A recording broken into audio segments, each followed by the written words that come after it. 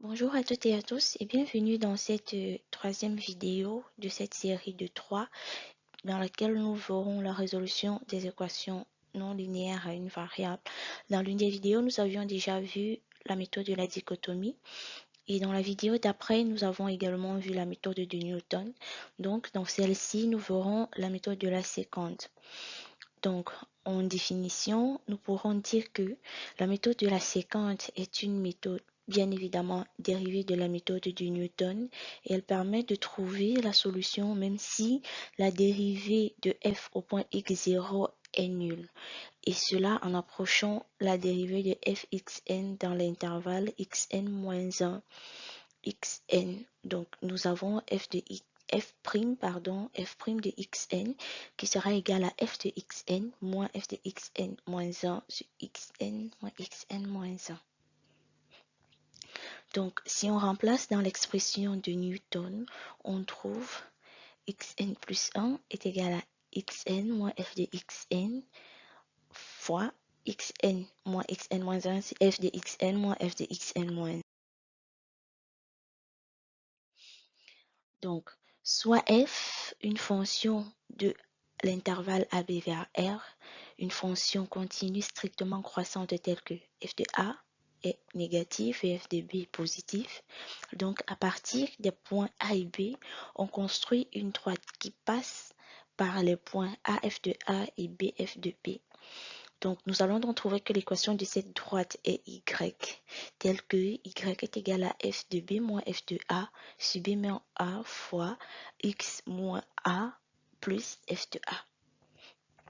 Le point C correspond donc à le point C correspond donc à y égale à 0, c'est-à-dire C sera égal à a moins b moins a sur f de b moins f de a fois f de a que l'on peut écrire sous la forme d'une suite comme x de n plus 1 est égal à x de n moins b moins xn sur f de b moins f de xn fois f de xn.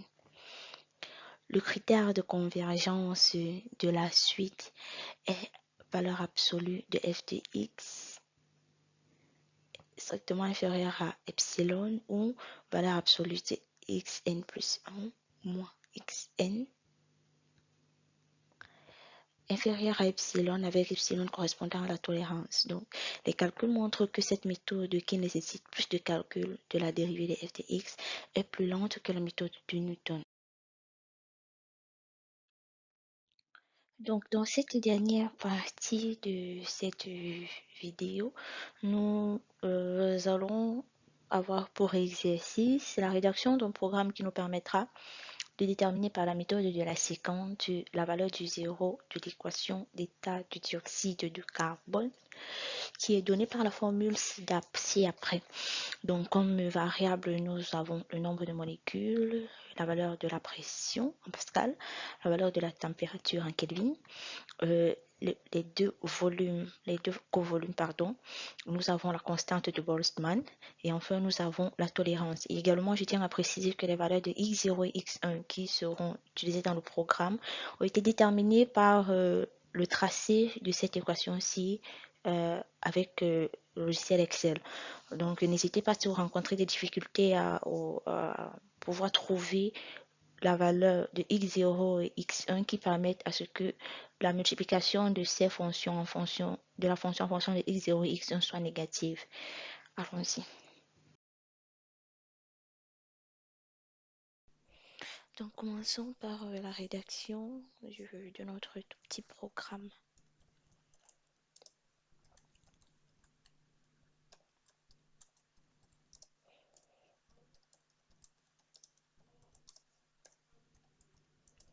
Comme variable réelle, nous aurons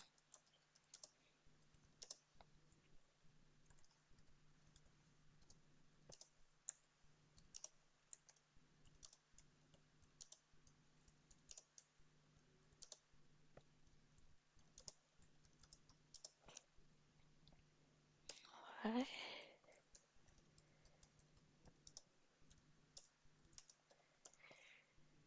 Oui, donc c'est ça. Et nous viendrons ici.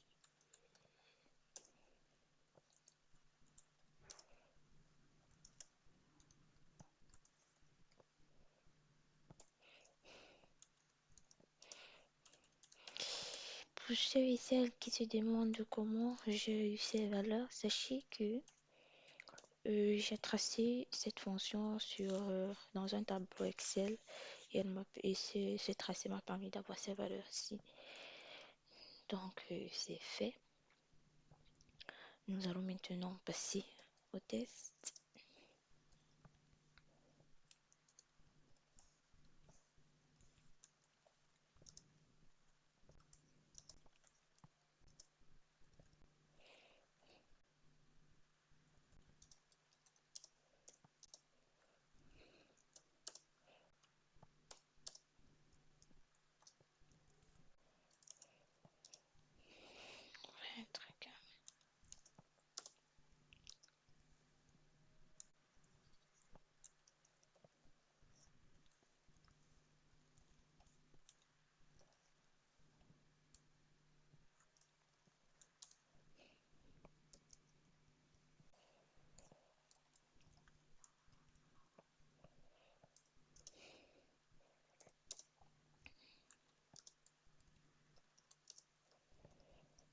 Donc, tant qu'on aura cette valeur absolue vraie,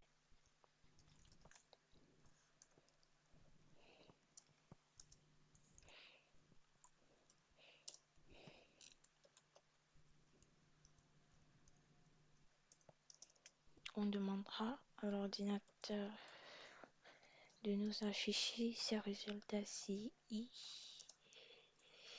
et V0, pardon. Et on passe à l'incrémentation.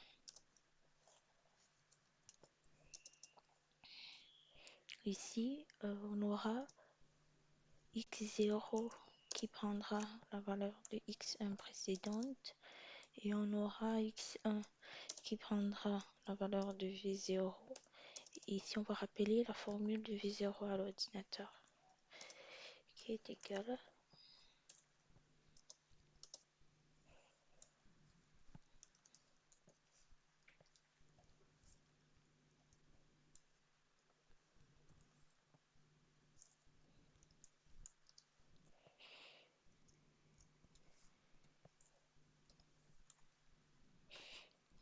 voilà. Donc, une fois que ceci a été fait, on va fermer notre boucle et on dira que, au cas contraire, que l'ordinateur nous affiche ce résultat-ci.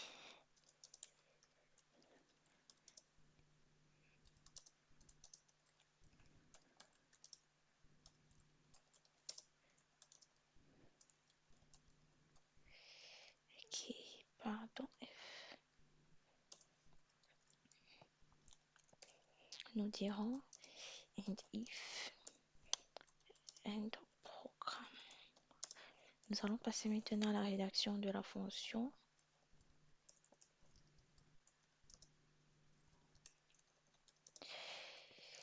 Qui dépendra de V0. Bon, on mettra de V, pardon.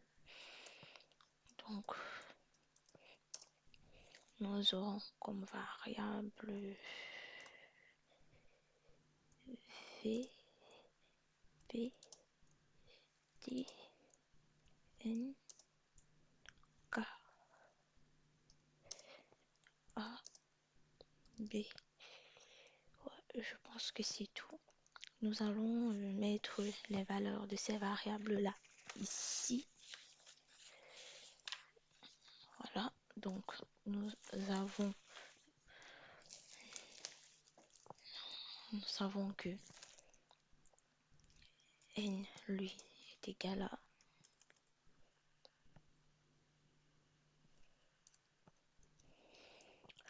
D est égal à 300. B est égal à 42,7.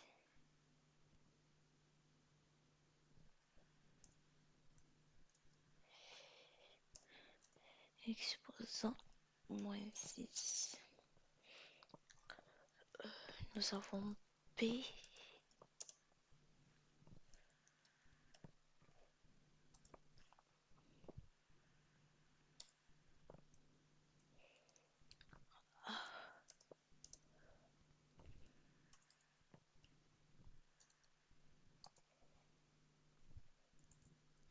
Mhm.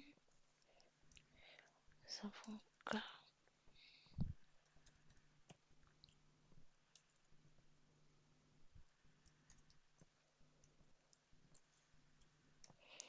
Ok, vérifions si nous avons déclaré, affecté toutes les variables nécessaires pour la résolution de cette fonction. Donc P, A, N, B, K, T. C'est ça. Donc, nous aurons F qui va être égal à P plus A fois N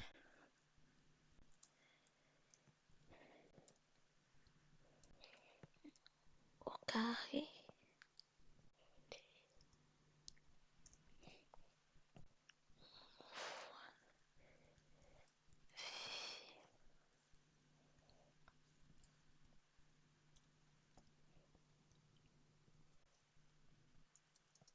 moins.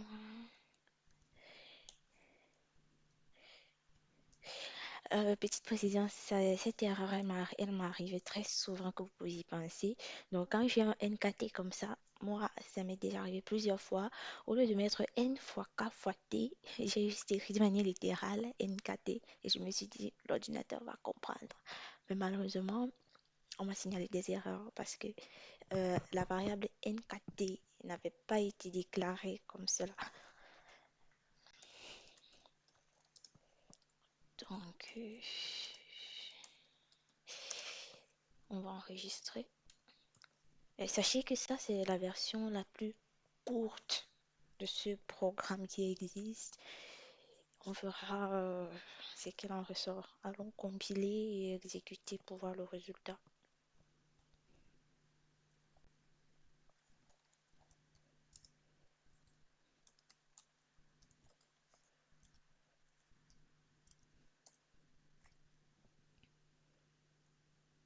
Ok,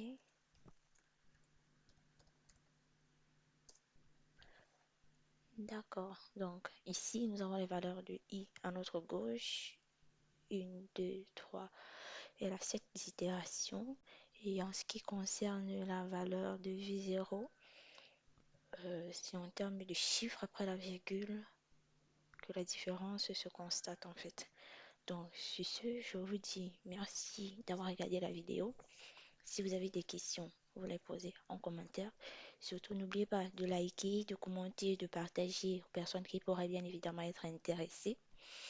Et donc, je vous dis rendez-vous dans la prochaine vidéo pour une nouvelle série de vidéos parce que celle-ci, bien évidemment, est la fin de la série de 3 vidéos qui traitaient de la résolution des équations non linéaires. Donc, à la prochaine vidéo.